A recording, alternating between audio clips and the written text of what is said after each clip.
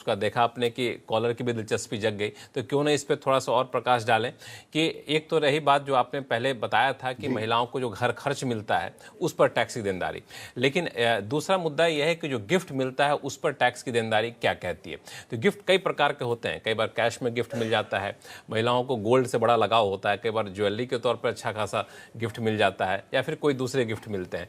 तो इस पर टैक्स के नियम एक साथ होते हैं, एक ही हैं, या फिर अलग अलग हैं, और क्या कहते हैं?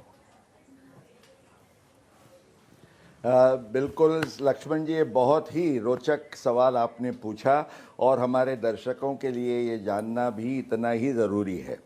अब सबसे पहले तो हमें ये ख्याल में रखना है कि गिफ्ट के नियम, माना जो गिफ्ट आपको कैश में मिलता है रुपयों के स्वरूप से और काइंड में, उसके नियम कुछ भांति अलग है। तो हम दोनों को अलग किस्त में बांटेंगे। तो सबसे पहले अगर हम कैश गिफ्ट की बात करते हैं तो आपको वित्तीय वर्ष में एक या ज़्यादा शख्सों के पास से रुपया 50,000 से ज़्यादा रकम अगर गिफ्ट में मिलती है तो वो रकम को 50,000 के अंदर हो तो उस पर कोई सवाल नहीं है, 50,000 से ज़्यादा है तो उस पर टैक्स लगने की पूरी संभावना है। लेकिन इसमें कुछ इम्पॉर्टेंट एग्जम्पशंस हैं कैश के संदर्भ में, वो आपको ध्यान में रखना है कि सबसे पहले तो अगर ये आपको अपने कोई करीबी रिश्तेदार से मिलती है, और रिश्तेदार करीबी कौन गिना जाएगा वो इनकम टैक्स एक्ट के सेक्शन 56 सब सेक्शन 2 में बताया गया है।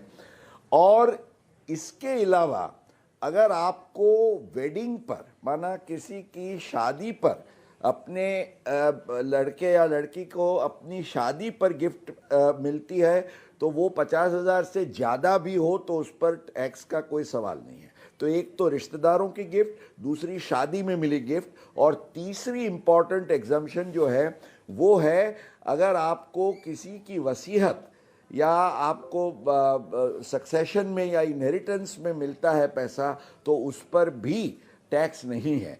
अन्यथा ये 50,000 वाला नियम आपको ख्याल में रखना है। ये जो 50,000 वाला नियम है मुकेश जी, ये किसी एक गिफ्ट देने वाले का है या फिर सभी गिफ्ट मिलाकर के 50,000 साल से ज्यादा नहीं होने चाहिए?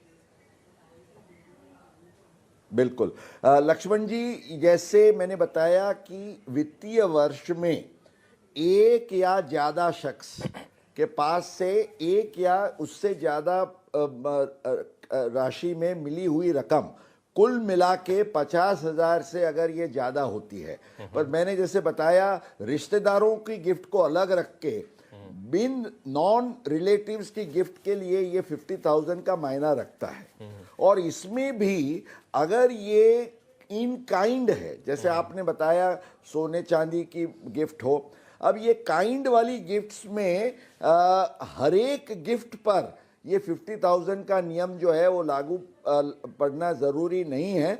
इसमें कुछ 6-7 स्पेसिफाइड गिफ्ट्स हैं, उन्हीं पर ये आपको नियम लागू पड़ेगा।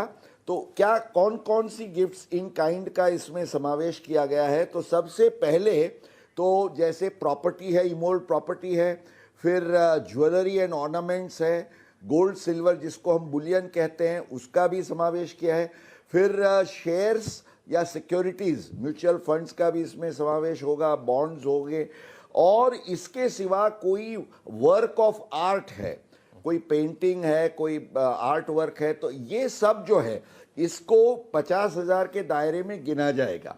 तो इससे एक बड़ी महत्वपूर्ण चीज़ हमारे दर्शकों को ख्याल में रखनी है, महिला हो या पुरुष हो, अगर आपको बिन रिश्तेदार से भी मान लीजिए कोई मोटर कार मिलती है, मान लीजिए कोई टीवी या रेफ्रिजरेटर मिलता, कोई भी इलेक्ट्रॉनिक चीज़ मिलती है, या तो चांदी के बर्तन भी मिलते हैं, क्योंकि इन सब चीज़ों का समावेश होता नहीं है। तो प्लानिंग ये करनी चाहिए, मान लीजिए आपको किसी को विमेंस डे पर गिफ्ट देनी है अपनी कोई दोस्त या बिन रिश्तेदार को, तो आप चाहते हैं कि वो उसका उपयोग अपना मान लीजिए एक छोटी सी मोटर कार के लिए करे, तो मोटर कार के लिए पैसे देंगे तो उसको टैक्स लगेगा, पर अगर आप मोटर कार ही खरीद के देंगे कोई प्रॉब्लम नहीं। बहुत ही बेहतरीन बात तो ये आपने बताई है, जो एग्जम्प्ट गिफ्ट्स इन काइंड है उसका प्लानिंग बहुत खूबसूरती से हो सकता है। बिल्कुल, मुकेश जी ने बड़ा सही तरीका बताया कि गिफ्ट देना चाहते हैं, टैक्स ना लगे गिफ्ट लेने वाले के ऊपर, तो उसका एक तरीका है। इसका एग्जांपल मोटर कार देकर के उन्होंने बताया भी। चलिए अब शुरू करते हैं वापस से सवाल जवाब का सिलसिला। सबसे पहले चलते हैं वडोदरा, जहां से भूपेंद्र त्रिपाठी जी हमारे साथ फोन लाइन पर है। त्रिपाठी जी नमस्कार। नमस्कार साहब। बताएं क्या सवाल है आपके पास। हाँ साहब, मेरा सवाल ये है कि जैसे अभी रिसेंट बजट में न्यू टैक्स रेजिम को बाय डिफॉल्ट कर दिया है, जी जी। तो उसमें म्यूचुअल फंड या स्टॉक का अगर सेल करते हैं तो अंडर सेक्शन 112A 1 लाख रुपया तक का थ्रेशोल्ड लिमिट था, जहां तक आपको टैक्स नहीं लगता था। 1 लाख से ऊपर अगर long term capital gain tax होता है तो टैक्स लगता था। तो ये न्यू टैक्स रेजिम में उसके बारे में कुछ है नहीं, तो will that 1 lakh exemption will remain as it is in new tax regime or not? Mukesh ji. Lakshman जी, भूपिन जी का सवाल जो है बहुत इंटरेस्टिंग है और इम्पोर्टेंट भी है। भूपिन जी, आपने बहुत समझदारी से यह बात बताई कि सेक्शन 112A, अब यहाँ मुझे एक चीज़ क्लैरिफाई करने दीजिए कि ये एक्चुअली एग्जम्पशन नहीं है। इसमें प्रावधान ये है कि 1 लाख रुपये तक का अगर आपका इक्विटी का कोई भी शेयर या म्यूचुअल फंड का लॉन्ग टर्म कैपिटल गेन है जिस पर एसटीटी भरा गया है, तो उस पर जब आप गिनती करते हैं पूरे आपके एलटीसीजी की, तो 1 लाख तक के एलटीसीजी पर टैक्स नहीं लगेगा। माना ये जो एलटीसीजी की अमाउंट है वो आपकी टोटल इनकम में ज़रूर गिनी जाएगी, पर ये 1 लाख रुपये तक की रकम पर टैक्स नहीं लगेगा। तो ये ख्याल में रखिए। और आपका जो सवाल है कि न्यू रेजिम में भी ये टैक्स का जो फ़ायदा है कि 1 लाख रुपये तक नहीं लगे, वो चालू रहेगा या नहीं, तो द आंसर इज़ यस। पुराने में हो या नए में हो, दोनों स्कीम में ये आपको फ़ायदा मिलेगा।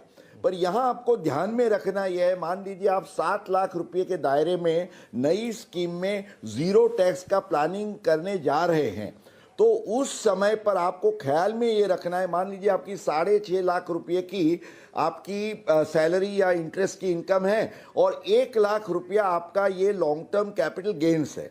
आप अगर ये समझें कि ये 1 लाख तो एग्जम्प्ट है, इसलिए 6.5 लाख 7 लाख के अंदर है तो मुझे रिबेट मिल जाएगा, इसलिए ज़ीरो टैक्स है, तो ये आपकी गलतफहमी है। क्योंकि आपकी इनकम गिनी जाएगी 6.5 और 1 7.5 लाख, और ये 7 लाख से ज़्यादा है इसलिए रिबेट नहीं मिलेगा। हालांकि 1 लाख पर आपको टैक्स नहीं भरना है, पर ये टोटल इनकम में गिनी जाएगी, इसको आप जरूर ख्याल में रखिए। बिल्कुल, ये 7 लाख रिबेट वाला जो मामला था उस पर बहुत लोगों को काफ़ी कन्फ्यूज़न है और मुकेश पटेल जी ने बहुत ही बेहतरीन तरीके से इसको समझा दिया है। तो सिर्फ भूपेंद्र साहब ही नहीं बल्कि दूसरे दर्शक भी जो देख रहे हैं हमारे शो को, इसका ख्याल रखिए कि 7 लाख के रिबेट का जो प्रावधान जो ऐलान बजट में वित्त मंत्री ने किया था उसमें एक पेज है, उसकी फाइन प्रिंट्स है जिसका हमें ख्याल रखना होगा, वरना आप टैक्स की देनदारी का कैलकुलेशन करने में गड़बड़ कर सकते हैं। चलिए वापस चलते हैं कॉलर के पास। हमारे साथ मणिक लाल रे साहब जुड़े हुए हैं कोलकाता से। मणिक साहब नमस्कार। हाँ नमस्कार। नमस्कार जी बताएं। हमारा सवाल यही है, हमारा सवाल यही है जी, 2002 और 2009 में हम रिलायंस इंडस्ट्रीज का 45+45 शेयर हम खरीद किया था। हाँ, अभी उसके बाद 2017 में हमको और 90 शेयर हमको बोनस मिला है, कुल मिला के 180 शेयर। अभी हम कुछ करके बेचना मांगते हो, टैक्स इम्प्लीकेशन क्या होगा? अब रिटायर्ड आदमी, उम्र भी बहुत हो गया उसकी,